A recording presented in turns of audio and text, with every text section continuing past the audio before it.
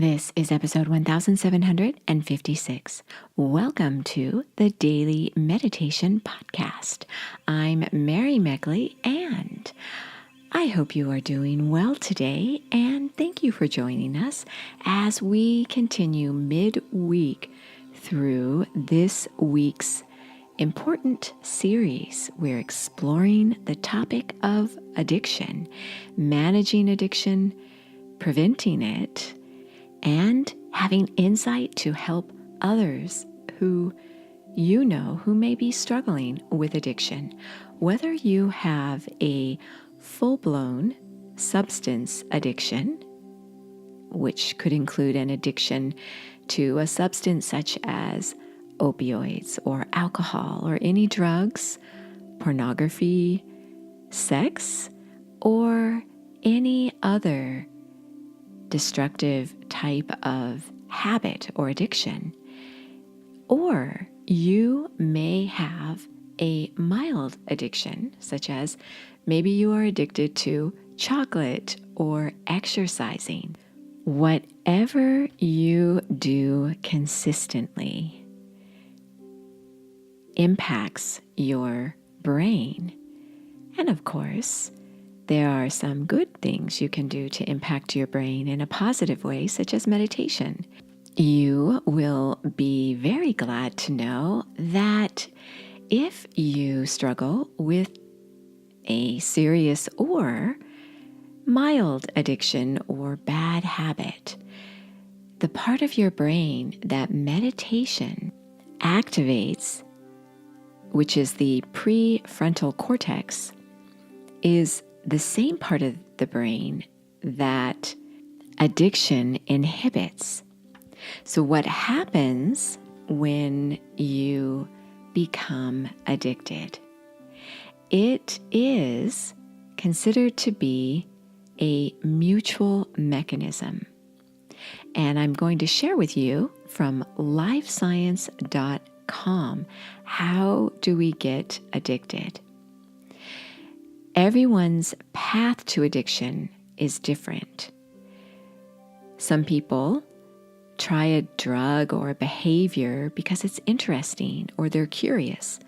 Others become addicted unknowingly, such as most opioid addicts didn't plan on becoming addicted. They were not substance abusers. Most of these people had an injury or even their wisdom teeth pulled and were given opioids and became addicted. So you can become addicted without even meaning to do so. What happens with addiction is that the pleasure center of your brain is activated. What is common across all substance and behavioral addictions is their stunning ability to increase levels of an important chemical in the brain called dopamine. This is what Maureen Boyle, a public health advisor and director of the Science Policy Branch at the National Institute on Drug Abuse. So that means that it's a lot like any other chronic disorder, such as type 2 diabetes, cancer, or heart disease, for example. Just like any other chronic disease, addiction is both preventable and treatable. Boyle adds that if left untreated, it can last a lifetime.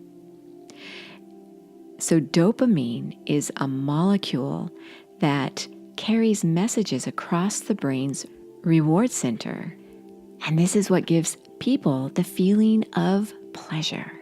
When someone uses a drug or engages in a habitual, pleasurable experience, the same natural reward circuitry is activated.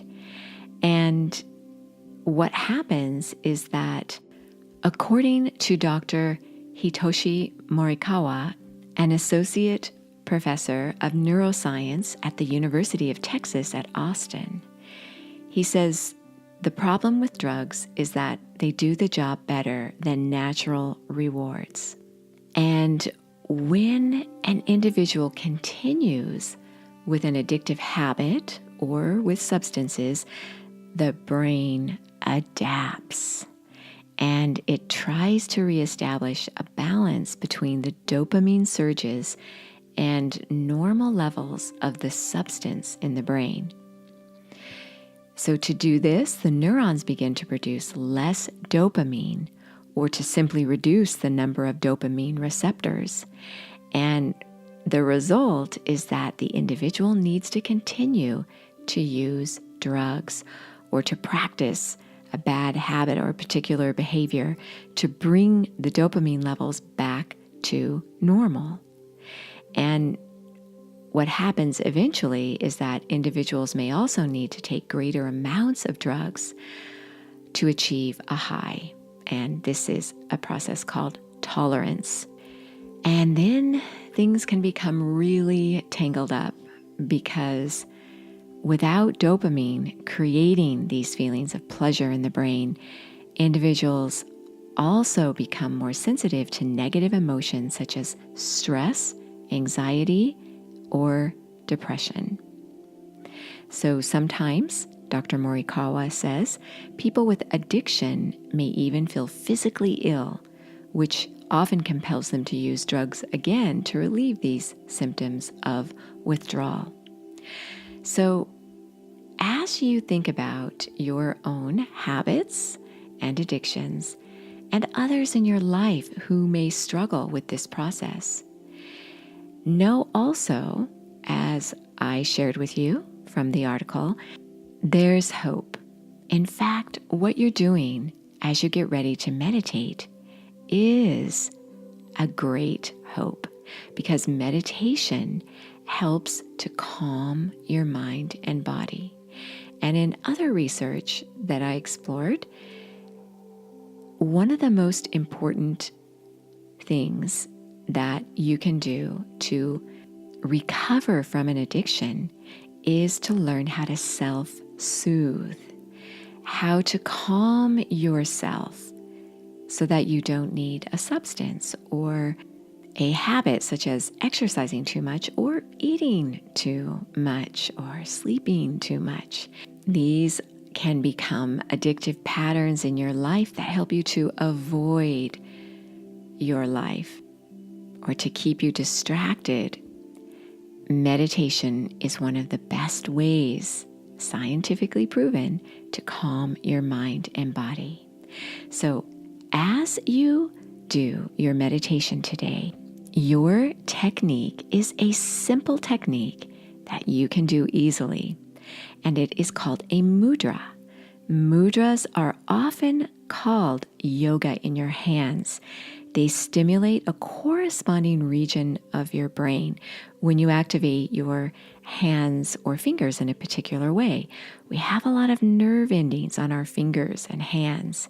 And so this mudra is called the Atmanjali mudra, and it helps to calm your mind and body. In fact, this mudra is noted to open the door to inner calm so that you can tap into your inner source of strength, healing, wisdom, and joy. So this mudra is easy to do. You simply take your hands and press them together as if you're praying.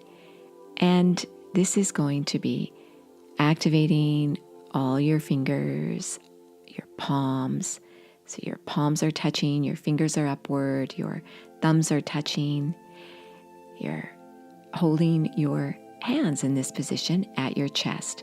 You can hold them this way for 5 to 10 minutes, several times a day for best results, or for however long you feel comfortable holding this mudra. And as you're seated and calming your mind and body, know that our full guided meditations are on the Sip&Om meditation app, and you can try that app for 2 weeks free access to the full app, not just part of the app, but the full library of over 1,700 guided meditations, with a new one added each day. And these are half-hour guided meditations. You also receive a journal customized for each week's series. And the journal is an important tool. It has a daily reflection question. And you also get a slowdown guide where the week's techniques are organized for you to help you along through the series. Again, it's the Sip and Om meditation app. You may want a little more in a series such as addiction, because I know that's very dear to many of your hearts, with so many people out there struggling from addiction. So there is hope, and you are in the right place, doing the right thing. So close your eyes, relax your body, calm your breath. You might press your fingers and hands together in the Atmanjali Mudra, or simply rest them on your lap. And feel a source of strength in your inner stillness. Just notice it. It's there. Begin to draw it out. You are so worth slowing down for.